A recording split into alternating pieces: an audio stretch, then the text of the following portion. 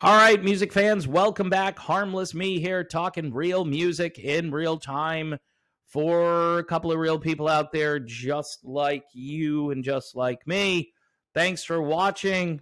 Thanks for being here. Thank you, patrons, for patronizing. Before we get going, here is the real music portion of the video. This is Lena Lane, and her amazing album, Neptune Blue, came out last year. Just spectacular the way it was recorded. It's organic, it's classic rock, keyboards, guitars. I mean, this is just really great music. And I should have given this some more publicity. And I was a little late to the game on this. So many things just get released, and then I find out 3 months later, 5 months later. In this case, it was like a year later, and I was like, oh, crap, Lena Lane. Keyboardist Eric Norlander is on this, as well as his bandmate John Payne from Dukes of the Orient. It's great music. Go check out Lena Lane. You won't be disappointed. I'm pretty sure you can order one right off Amazon. Frontiers Music, if they still have them, would be another great place to get it. Also, if you want to get some great music without going to the store, you can listen to modernretrofm.com, Modern Retro Radio, playing all of this great music that is being released that radio stations just ignore. And I'm talking about classic artists like the Rolling Stones, Eric Clapton, Van Morrison, and so many others. Lenny Kravitz just dropped a song, and Modern Retro FM, they're all over it. So if you want to hear some classic sounding music, a great playlist, great people as well, highly recommended by yours truly, Modern Retro Radio. All right, now, speaking of retro, Kiss is about to end, so supposedly, we're not sure, but they're supposed to wrap up their never-ending end of the road tour. And they've got some issues right now, legal issues with the Guitar Tech issue, which just broke last week. Paul Stanley is doing interviews telling the world that there is no way that Ace Frehley and Peter Criss are going to come back even for the last show.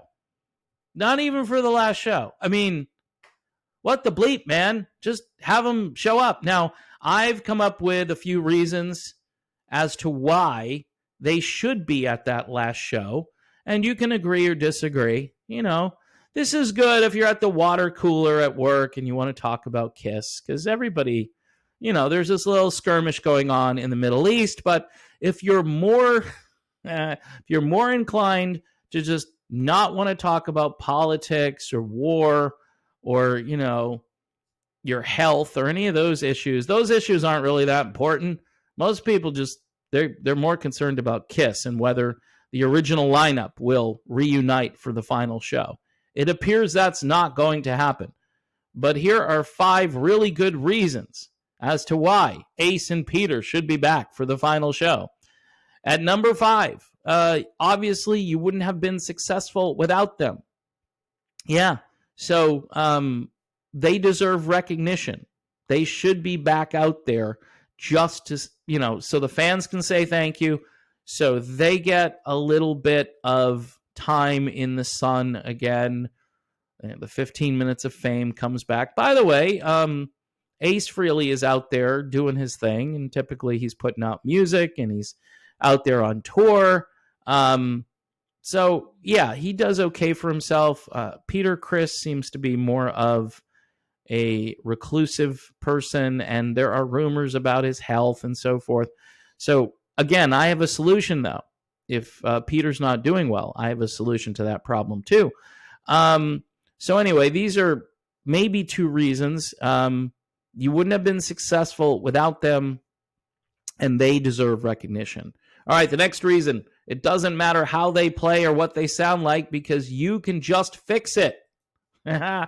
So Paul went on Howard Stern, I don't know when, and said that if these 2 guys were back in the band, the band would have to change their name from KISS to PISS. That's what he said. He said, if you bring these two guys back, we're going to sound like, you know what, the stuff that I just mentioned there. So what's with that? These guys use auto-tune. They use backing tracks. They probably use regular vocal tracks. I'm pretty sure they're using drum tracks, and I'm pretty sure they're using other things to enhance their sound on stage. And much of this stuff gets done at the board, and it's really easy for them to do. Folks, AI is fooling people all over the internet these days. They get a little sample of your voice, and they run with it. And then all of a sudden, you think that you're listening to that person, and you're just listening to a computer-generated version of that person. So even if Peter isn't in good health, all he's got to do is show up. Same thing with Ace. They don't like the way Ace plays or the way Ace sounds these days. Don't worry about it. Just fix it. I mean, that's a no-brainer. Literally, this whole video is about a no-brainer situation. When you're talking about Kiss, you're not talking about high intellect here, okay? This isn't your intellectual band. And you know what? In some ways, it shouldn't be. This is a show. You're putting on a show, and you're thanking these two guys, and you're also thanking the fans, because the fans obviously want this, right? The final reason here, well, it's a two-part reason. It's actually, I guess it's two different things. So maybe it's, six reasons Kiss should have Ace and Peter back. Anyway, they're still alive. They're still alive. It's not like these guys are dead and you replace them, you moved on. They're still alive, and you should recognize that and say, hey, they're still healthy or whatever, and we'd like to have them out on stage. Okay? That would be a good thing, I think. It's the right thing to do. That's my point. They're still here, so have them because it's the right thing to do. But you know what? I've noticed in a lot of these classic rock bands where these feuds go on forever, and you're like, can't they just make up for one night? I know there are so many different things that can get in the way of that. Contracts and the way things were settled when that person left the band. I mean, I get it, but Grand Funk, anybody? I mean, it's just stupid. It gets really dumb after a while. You're like, okay, just bring the original guy back and do a reunion tour, But they can't do it for whatever reason. Pride, a lot of pride, and a lot of times, again, once something gets established the way it is, a lot of bands are like, no, we're not going to mess up. We're not going to screw this up and change this. It's going to screw up our brand if we mess with it at this stage of our career. But here's the final reason, and I think this is a good reason. Gene Simmons would be definitely interested in this. I'm thinking you'd sell a lot of tickets. All right. Now, I'm just thinking that the shows are probably all sold out anyway, right? So this final concert, what you do is you say, look, can't get tickets for this show. We've decided to do a pay-per-view thing. It's going to be in theaters all over the United States. All right? It's the big final show where Ace is there and where Peter is there, and these guys pretend to like each other on stage. And man, oh man, you want to make some money off of this? You could do pay-per-view at home, make it even more expensive, make it one of those exclusive Kiss things. And again, Gene Simmons, the guy with the vault, right? If you know what the vault is, I mean, it's the most expensive way to enjoy Kiss music is through the vault, right? You got to buy this thing, and you carry it around. It's like a suitcase. It's just got all this stuff going on. This would be perfect for fans of the vault. And I'm thinking, what a way to go out. Now, there's one last component to this, and that would be maybe this really isn't the end of the road.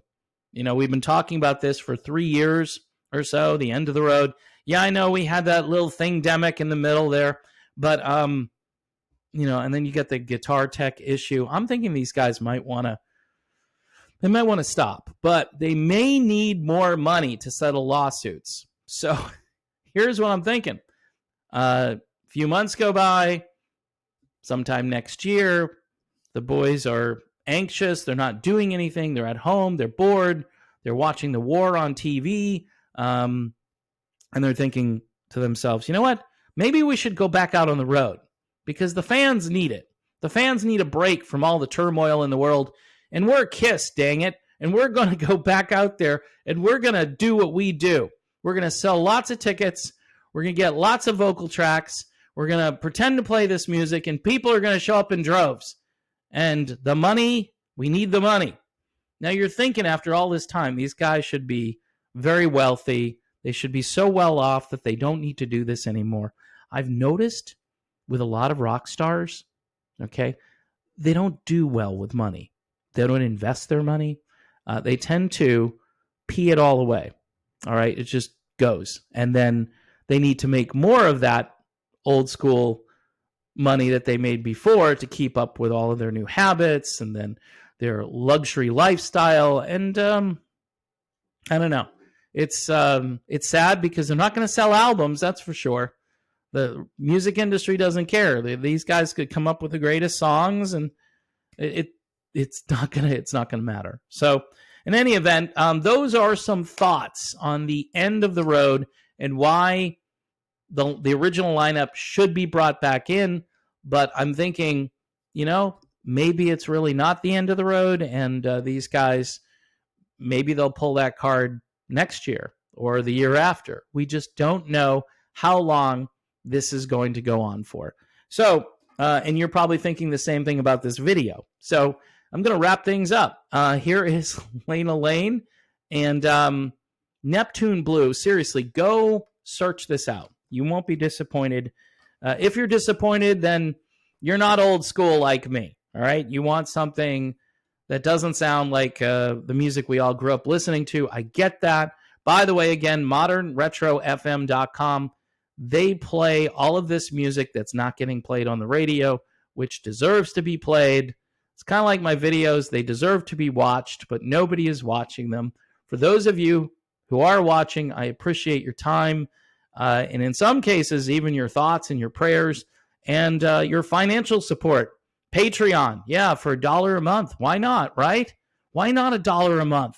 Cheaper than worrying about buying tickets to go see KISS, right? You could just skim a little off the ticket and send me $1. That would be good. It keeps this thing going because YouTube, my income over the last 3 weeks, it's dropped like 40%. So it's true. It's 100% true. If you're over on Patreon, you want to talk to me about that, we'll have a conversation. If not, I understand. It's all inside baseball crap, and it's just me battling with the algorithm. So we'll just keep on fighting, and maybe we'll have a big interview coming up. We'll do a big interview like Dan Rather. Maybe I'll get, Dennis DeYoung to come on. That would be cool, right? Probably not, but you never know. You just stay tuned. Maybe something good will happen. Maybe the phone will ring. Maybe an email will be sent, and we'll just take it from there. All right, folks, I have rambled way too long. God bless you all. God bless Israel, and God bless the world. And let's pray all for peace. That's really what we need.